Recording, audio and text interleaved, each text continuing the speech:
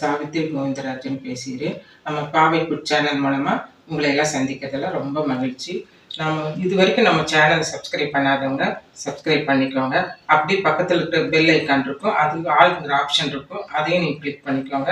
அப்போ தான் உங்களுக்கு நான் போடுற ஒவ்வொரு வீடியோவும் உங்களுக்கு நோட்டிஃபிகேஷனில் வரும்.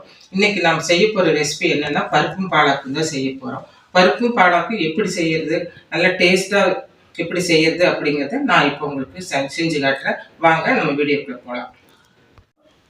அடுப்பத்தை வச்சுக்கலாம். நம்ம அடுப்பு வந்து ஒரு மீடியமாக வச்சுக்கலாம்.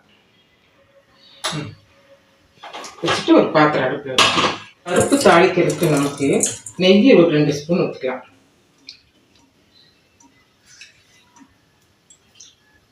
2 ஸ்பூன் காஞ்சதுக்கப்புறம் நம்ம இதில் வந்து கடுகு ஒரு 1/2 டீஸ்பூன் போட்டுக்கலாம். 1/2 டீஸ்பூன் கடுகு போட்டிருக்கேன். கடுகு வெடித்ததும் நம்ம சீரகம் வந்து 1 ஸ்பூன் அது போட்டுக்கலாம். இது 2 பொரிஞ்சதும் நம்ம இதுக்கு வெங்காயம் சேர்த்துக்கலாம். வெங்காயம் வந்து ஒரு சின்ன வெங்காயம் எடுத்துருக்கேன். ஒரு இவ்வளோ பெரிய சைஸ் வெங்காயம். இந்த வெங்காயம் எடுத்து பொடிசாக கட் பண்ணியிருக்கேன். இது கூடவே காரத்துக்கெல்லாம் ஃப்ளேவருக்கு வேண்டி நம்ம ஒரு சின்ன பச்சை மிளகாய் எடுத்து அதையும் பொடியாக கட் பண்ணி வச்சுருக்கேன். ஸோ இது கூடவே இஞ்சி ஒரு விரல் ஒரு இன்ச்சு அதை வந்து பொடிசாக கட் பண்ணி இதில் சேர்த்துக்கணும். நம்ம அது கூட 2 பூண்டு தட்டி வச்சுருக்கேன், இடித்து வச்சுருக்கேன். இப்போ இதெல்லாம் கொஞ்சம் வேகட்டும்.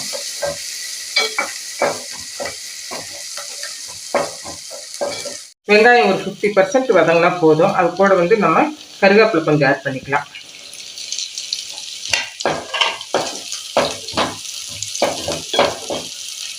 இப்போ ஒரு இவ்வளோ பெருசு ஒரு மீடியம் சைஸ் தக்காளி எடுத்து பொடியாக கட் பண்ணியிருக்கேன். அதையும் நம்ம இதில் சேர்த்துக்கலாம்.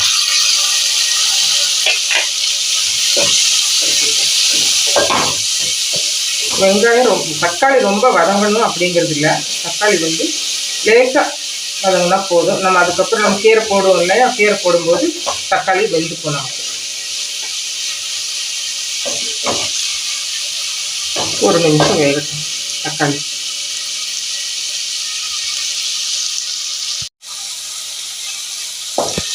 தக்காளி இந்த அளவுக்கு வதங்கினா போதும்.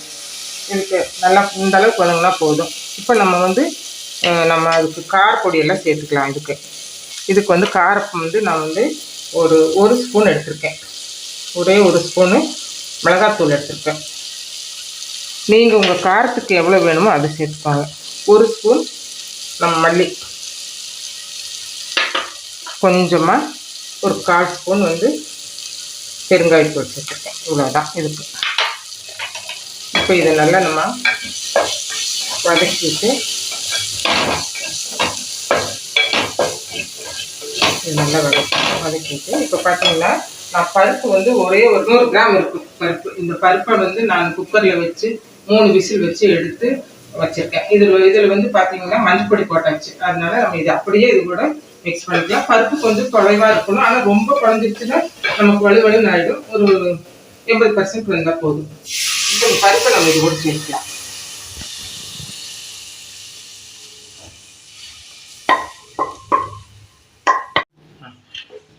இப்போ பருப்பு சேர்த்துட்டு நம்ம உப்பு சேர்த்துக்கலாம். கொஞ்சம் உப்பு வந்து நம்ம தேவைக்கேற்ப நான் வந்து இந்த சின்ன ஸ்பூனில் ஒரு 1.5 ஸ்பூன் சேர்க்குறேன்.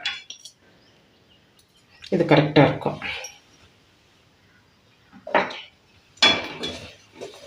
இப்போ இது கூட நம்ம கட் பண்ணி வச்சுருக்கிற பாலாக்கு சேர்த்துக்கலாம். இந்த பாலாக்கு வந்து நம்ம பொடிசாக க்ளீன் பண்ணி வச்சுருக்கோம். க்ளீன் பண்ணி நல்லா பொடிசாக கட் பண்ணி வச்சுருக்கோம். இப்போ இது கூட சேர்த்துக்கலாம்.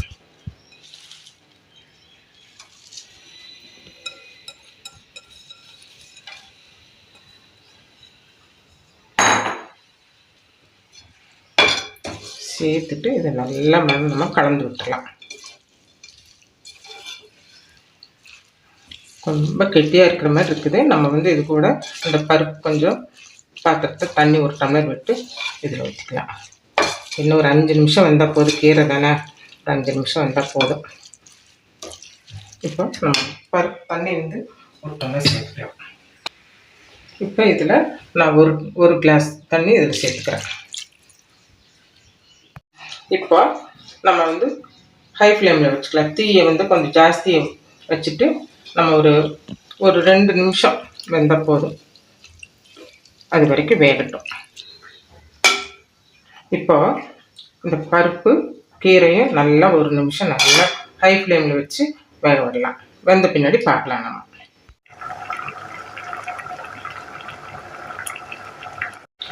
இப்போ நல்லா கொதிக்கிறதுக்கு ஆரம்பிச்சிருச்சு. இன்னும் 2 நிமிஷம் நல்லா வேகட்டும். வெந்த பின்னாடி நம்ம இதை எடுத்து கடையணும். அப்புறம் நம்ம 2 நிமிஷம் ஆயிடுச்சு.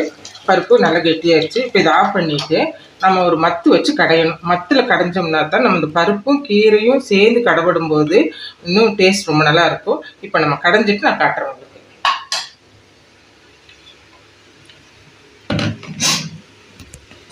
பாருங்க, நான் மத்து வச்சு தான் கடையிறேன். நீங்கள் உங்கள் வீட்டில் என்ன இருக்கோ அதை வச்சு கடைஞ்சிக்கோங்க. பாருங்கள், இப்படி நல்லா பருப்பு கீரை ரெண்டும் சேர்த்து நல்லா இப்படி கடையணும்.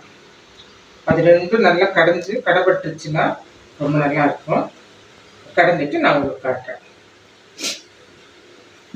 அவ்வளோதான், போதும். கடைஞ்சாச்சு. இது ஒரு பவுலுக்கு மாற்றிக்கலாம். நம்ம இப்போ கீரை கடைஞ்சி ஒரு பாத்திரத்துக்கு மாற்றியாச்சு. இது கூட கொஞ்சம் நம்ம கொத்தமல்லி தழை சேர்த்துக்கலாம். இந்த பருப்பும் பாலாக்கும் பார்த்தீங்கன்னா ரைஸுக்கு ரொம்ப நல்லா இருக்கும். இது போக நீங்கள் சப்பாத்தி பூரி அந்த மாதிரி ஐட்டம் செஞ்சாலும் இது தொட்டு சாப்பிட்றதுக்கு ரொம்ப நல்லா இருக்கும். இதை நீங்கள் வீட்டில் ட்ரை பண்ணி பாருங்கள். உங்களுக்கு ரொம்ப பிடிக்கும். பிடிச்சிருந்தா அப்படியே ஒரு லைக் பண்ணிடுங்க, கமெண்ட் பண்ணிடுங்க.